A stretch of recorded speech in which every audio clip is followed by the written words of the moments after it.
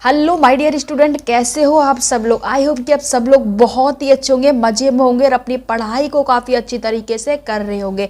तो दोस्तों आज की इस वीडियो में हम बात करेंगे बोर्ड एग्जाम 2024 के, यानी कि 2024 बोर्ड एग्जाम के साइंस के इम्पोर्टेंट क्वेश्चंस के बारे में। क्लास 10th साइंस के इम्पोर्टेंट क्वेश्चंस के बारे में हम बात करने वाले, महत्वपूर्ण प्रश्न के बारे में जो 2024 में 100% आपके एग्जाम में आने की फुल संभावना रहने वाली है कि 100% आएगी। ये वो क्वेश्चंस हम आपको बताएंगे जो बहुत बार बोर्ड एग्जाम में आ चुके हैं और इनके आने की सबसे ज्यादा संभावना। वीडियो को स्टार्ट करते हैं। तो दोस्तों चैनल पर पहली बार विजिट कर रहे हो, सब्सक्राइब जरूर कर लीजिएगा, बेल आइकन को प्रेस कर लीजिए ताकि आने वाले न्यू वीडियो के नोटिफिकेशन आपको सबसे पहले मिल जाए। वीडियो को स्टार्ट कर। तो दोस्तों हमारा फर्स्ट क्वेश्चन रहने वाला है, क्या होता है जब बुझा हुआ चूना क्लोरीन से अभिक्रिया करता है। तो दोस्तों सबसे पहले तो आपको बुझा हुआ चूना जो होता है उसका सूत्र लिखना है और उसकी अभिक्रिया किससे करानी है, क्लोरीन से उसकी आपको अभिक्रिया करानी है और तब क्या बनता है वो भी आपको लिखना है। आप सभी को पता है कि जब बुझा हुआ चूने की अभिक्रिया हम क्लोरीन से कराएंगे तो ब्रंजक चूर्ण बनता है। क्या बनता है? ब्रंजक चूर्ण बनता है, ये आप सभी को भी पता है। तो ये क्वेश्चन बहुत ज़्यादा इंपॉर्टेंट है भाई, इस क्वेश्चन को तैयार कर लीजिएगा। दूसरा क्वेश्चन हमारा रहने वाला है, धावन सोडा का रासायनिक नाम तथा अणुसूत्र लिखिए। अब आपको क्या लिखना है? रासायनिक नाम लिखना है। धावन सोडे का रासायनिक नाम क्या है वो आपको लिखना है। तो धावन सोडे का रासायनिक नाम है Na2CO3, यानी कि क्या होता है, इसका नाम क्या होता है? Sodium carbonate. इसका नाम क्या होता है? धावन सोडे का रासायनिक जो नाम होता है वो होता है सोडियम कार्बोनेट होता है, वो आपको लिख देना है और इसका अणुसूत्र भी आपको लिखना है। ठीक है, ये क्वेश्चन तैयार कर लीजिएगा। मोस्ट इंपॉर्टेंट यानी कि बहुत ज़्यादा इंपॉर्टेंट है, इसलिए हम आपको ये क्वेश्चन बता रहे हैं। तीसरा क्वेश्चन हमारा रहने वाला है, सोडियम बाइकार्बोनेट के दो उपयोग लिखिए। आप सभी को पता है कि सोडियम बाई जो कार्बोनेट होता है, खाने का जो सोडा होता है, खाने का सोडा होता है। ये क्या होता है? खाने का सोडा होता है। इसके आपको दो उपयोग इसका लिखने। इसका सूत्र क्या होता है? NaHCO3 होता है। इसमें Na+ और CHO3- इस तरीके से ये होता है। ठीक है, अब आपको क्या लिखना है कि सोडियम बाइकार्बोनेट के आपको दो उपयोग लिखने, खाने के सोडे के दो उपयोग लिखने हैं आपको, वो आप लिख दीजिएगा। और 4 कुछ नंबर का जो क्वेश्चन रहेगा हमारा, ब्रंजक चूर्ण के दो उपयोग लिखिए। तो ब्रंजक चूर्ण के दो उपयोग आपको लिख देने हैं। ठीक है दोस्तों, अगला जो हमारा क्वेश्चन रहेगा 5 नंबर का, वो रहेगा अम्ल, क्षार तथा लवण की आधुनिक अवधारणा क्या है, परिभाषा लिखिए। अब ध्यान रखना, आपसे पूछा क्या है, जल्दीबाजी मत करना, क्योंकि बहुत सारे स्टूडेंट जल्दीबाजी में क्वेश्चन को ध्यान से नहीं पढ़ते। अब बहुत सारे स्टूडेंट तो ये गलती करेंगे, इसमें देखेंगे कि अम्ल, क्षार, लवण की अच्छा परिभाषा पूछिए, तो बहुत सारे स्टूडेंट ये गलती कर देंगे, लिख देंगे हेडिंग डाल के, अम्ल वे पदार्थ, ऐसे पदार्थ जो स्वाद में खट्टे होते उन्हें क्या कहते हैं? अम्ल कहते हैं। बहुत सारे स्टूडेंट ये गलती करेंगे और ये डेफिनेशन लिख देंगे, किसकी? अम्ल की लिख देंगे। तो ऐसी गलती नहीं करनी, क्वेश्चन को ध्यान से पढ़ना। इसमें पूछा गया अम्ल, क्षार, लवण की आधुनिक अवधारणा। क्या पूछा है? आधुनिक अवधारणा की परिभाषा आपको लिखनी है। ठीक है, अब आपको आधुनिक इसकी परिभाषा क्या लिखनी है, देखो अब अम्ल की परिभाषा कैसे लिखनी है आपको, कि ऐसे पदार्थ जो जल में घुलने पर H+ आयन देते, क्या देते हैं? H+ आयन देते, कि ऐसे पदार्थ जो जल में घुलने पर H+ आयन देते हैं उन्हें अम्ल कहते हैं। अब क्षार की परिभाषा क्या लिखोगे, कि ऐसे पदार्थ जो जल में घुलने पर OH- आयन देते हैं उसे क्या कहेंगे? क्षार कहेंगे। क्या कहेंगे दोस्तों? क्षार कहेंगे, उसे हम क्षार कहेंगे। ठीक है, अब ऐसा आपको लिखना है। अब बात आती है लवण की। तो देखो दोस्तों, अब हम लवण की अगर हम बात करें, जब हम अम्ल और क्षार दोनों अभिक्रिया करते हैं, ये दोनों जो अम्ल और क्षार दोनों अभिक्रिया करते हैं तो क्या बनता है? लवण बनता है। क्या बनता है? लवण बनता है। जैसे कि हम आपको यहाँ बता देते हैं कि H+ और OH- दोनों अभिक्रिया करेंगे तो हम अम्ल ले लेते हैं, HCl ले लिया, HCl+ क्षार ले लिया हमने, NaOH। अब ध्यान से देना कि अब ये दोनों अभिक्रिया करेंगे तो क्या बनेगा? Na+Cl और NaH2। अब क्या बन जाएगा? देखो NaCl बन गया और H2O बन गया। ठीक है, तो जो अम्ल और क्षार अभिक्रिया करते हैं तो लवण प्लस जल बनता है। क्या बनता है? लवण प्लस जल बनता है। तो ये क्या हो गई? तीनों की परिभाषा लिखनी है, आधुनिक अवधारणा इस तरीके से ही लिखनी है। अब हमारा नेक्स्ट क्वेश्चन रहेगा, उदासीनीकरण अभिक्रिया क्या है? दो उदाहरण दीजिए। ध्यान रखना दोस्तों, उदासीनीकरण अभिक्रिया की हम बात कर रहे हैं तो क्या होगा कि जब अम्ल, क्या होगा दोस्तों, जब अम्ल प्लस क्षार, जब अम्ल और क्षार दोनों आपस में क्या करेंगे, अभिक्रिया करते, जब अम्ल और क्षार अभिक्रिया करते हैं आपस में तो लवण और जल का निर्माण होता है।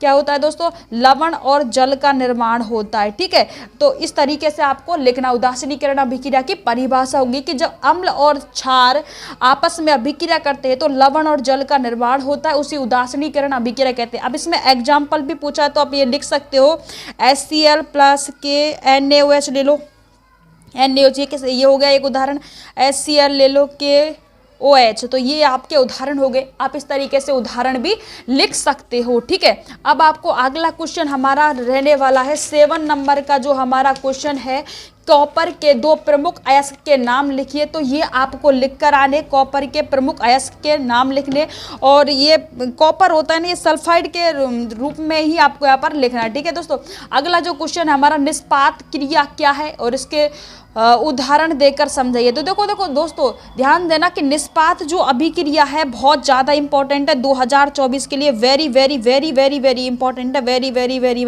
बहुत सारे स्टार लगा दिए इस पे ना, बहुत ज़्यादा इंपॉर्टेंट है यार, है ना, याद कर लीजिएगा, अच्छे से तैयार कर लीजिएगा। निष्पात और भंजन, जो भंजन है वो भी इंपॉर्टेंट है, और ये दोनों क्रिया हमारे लिए बहुत ज़्यादा इंपॉर्टेंट है, अच्छे ढंग से तैयार कर लीजिएगा। फिर से बोल रहे हैं ना, ठीक है, बहुत अच्छे तरीके से आपको ये तैयार कर लेना है। तो अब हमारा नेक्स्ट क्वेश्चन जो रहेगा, ठीक है, 9 नंबर का रहेगा नेक्स्ट क्वेश्चन हमारा, अयस्क और खनिज में अंतर। ठीक है, अयस्क और खनिज में आपको अंतर लिख देना है, अयस्क और खनिज दोनों में अंतर लिखना है, मोस्ट इंपॉर्टेंट है, पहले ही बोल रहे हैं, वेरी वेरी इंपॉर्टेंट रहेगा। ठीक है, भर्जन क्रिया के भर्जन क्रिया को उदाहरण देकर समझाइए। 10 नंबर का क्वेश्चन है, बहुत ज़्यादा इंपॉर्टेंट, ये जो सारे क्वेश्चन है ना यार बहुत ज़्यादा ही इंपॉर्टेंट है, तभी हम आपको बता रहे हैं। ठीक है, तो ये उदाहरण देकर आपको समझा देना है। अब 11 नंबर का है क्वेश्चन, धातु की सक्रियता श्रेणी, सक्रियता जो श्रेणी है, विद्युत रासायनिक श्रेणी क्या है। ठीक है, अब दोस्तों हम आपको बता देते हैं कि सक्रियता जो श्रेणी होती है कि ऐसी श्रेणी जिसमें धातु की क्रियाशीलता के आधार पर व्यवस्थित किया जाता है। ध्यान से सुनना, ऐसी श्रेणी, क्या, ऐसी श्रेणी जिसमें धातुओं को, ऐसी श्रेणी जिसमें धातुओं को क्रियाशीलता के आधार पर क्या किया जाता है, व्यवस्थित किया जाता है, उसे सक्रियता श्रेणी कहा जाता है। ध्यान से सुन लेना, एक बार और बोल देते हैं, ऐसी श्रेणी जिसमें धातुओं को क्रियाशीलता के आधार पर व्यवस्थित किया जाता है उसे सक्रियता श्रेणी कहा जाता है। ठीक है, अब उसमें पूछा सबसे अधिक क्रियाशील धातु। अब देखो सबसे अधिक क्रियाशील धातु कौन कौन से होते हैं, पोटेशियम होता है, सोडियम होता है, कैल्शियम होता है, मैग्नीशियम होता है, जिंक होता है, आयरन होता है, इसके बाद में दोस्तों कॉपर होता है, और Hg होता है, Ag होता है, मतलब मरकरी होता है और सिल्वर होता है। ये क्या होते हैं, सबसे सक्रियशील धातु होते हैं। क्या होते हैं, सबसे सक्रियशील धातु होते हैं। तो ये क्वेश्चन बहुत इंपॉर्टेंट है, इस क्वेश्चन को तैयार कर लेना तो आपके कम से कम 4-5 क्वेश्चन ऐसे ही तैयार हो जाएंगे। तो ये तो आपको तैयार कर लेना है, काफी अच्छा क्वेश्चन है। ठीक है, नेक्स्ट क्वेश्चन है हमारा, योगात्मक अभिक्रिया को परिभाषित कीजिए एवं उदाहरण दीजिए। अब मेरी बात को ध्यान से सुनना, योगात्मक अभिक्रिया क्या होती है, जब दो पदार्थ, देखो जब दो पदार्थ जो होते हैं, दो क्या पदार्थ, जब दो पदार्थ आपस में मिलते, क्या करते हैं, आपस में मिलते हैं, आपस में मिलते हैं तो क्या बना लेते हैं, एक पदार्थ का निर्माण करते हैं। जब दो पदार्थ आपस में मिलेंगे तो क्या करेंगे, एक पदार्थ का निर्माण कर लेते हैं, उसे क्या कहते हैं, योगात्मक अभिक्रिया कहते हैं, या फिर आप इसको संयोजन अभिक्रिया भी बोल सकते हो। क्या बोल सकते हो, संयोजन अभिक्रिया भी बोल सकते हो।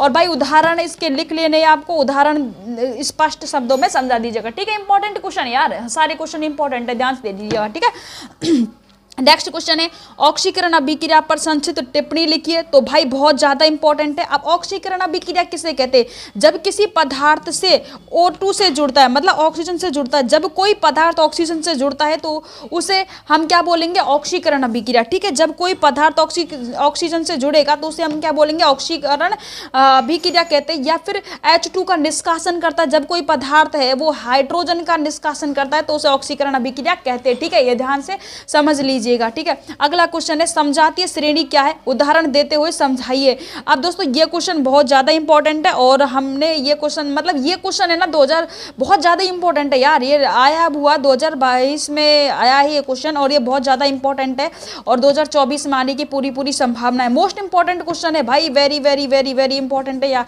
अच्छे से इसको तैयार करके जाइएगा। ठीक है दोस्तों, इसके बाद में संतृप्त और असंतृप्त हाइड्रोकार्बन में अंतर आपको बताने हैं और उदाहरण सहित बताने, ठीक है। संतृप्त और असंतृप्त जो आपके हाइड्रोकार्बन है उसमें अंतर आपको दो को समझाना है दोनों में इस तरीके से, और उसके दो एग्जाम्पल भी आपको समझाने हैं। मिसाइल अभिक्रिया मतलब साबुनीकरण निर्माण की अभिक्रिया होती है, ये तो आपको पता है, इंपॉर्टेंट क्वेश्चन है, 16वें नंबर का हमारा क्वेश्चन रहेगा ये मिसाइल अभिक्रिया। तो काफी अच्छे से समझा देना है। मिसाइल अभिक्रिया में साबुन का निर्माण होता है, साबुनीकरण अभिक्रिया किस तरीके से होता है वो इंपॉर्टेंट है 2024 के लिए, ठीक है। 2024 के लिए मोस्ट इंपॉर्टेंट है, अच्छे से समझाना ये, है ना। सॉल्यूशन हम अगली नेक्स्ट वीडियो में इन क्वेश्चंस का बता देंगे, क्योंकि यार ये वीडियो थोड़ा लॉन्ग हो जाएगा, तो इसलिए सबका सॉल्यूशन बताना थोड़ा पॉसिबल नहीं है।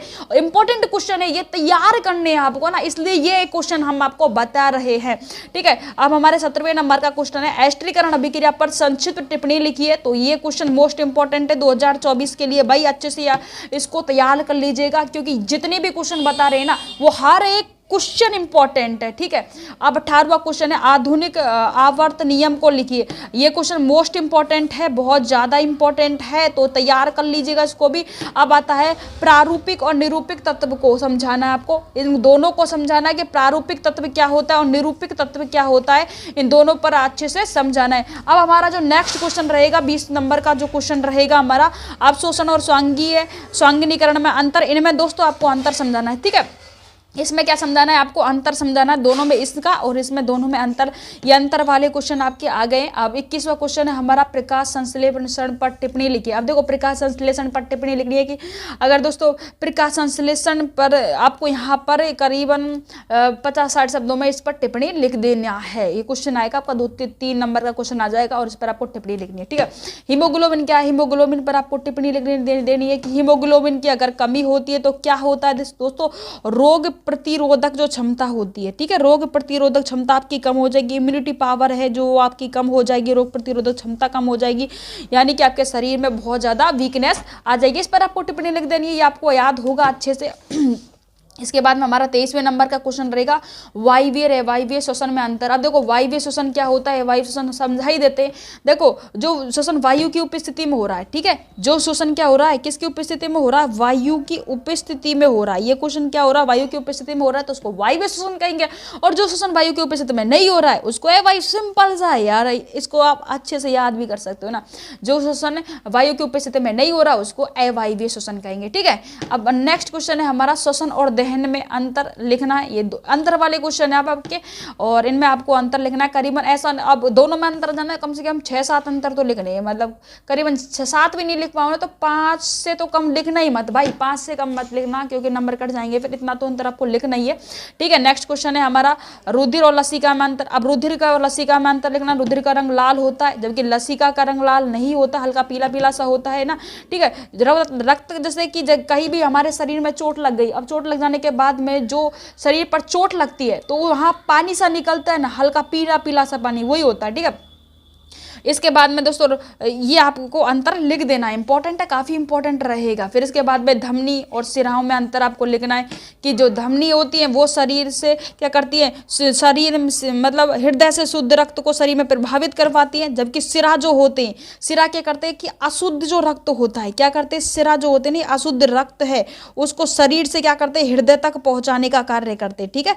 इस तरीके से आपको अंतर लिख देना है।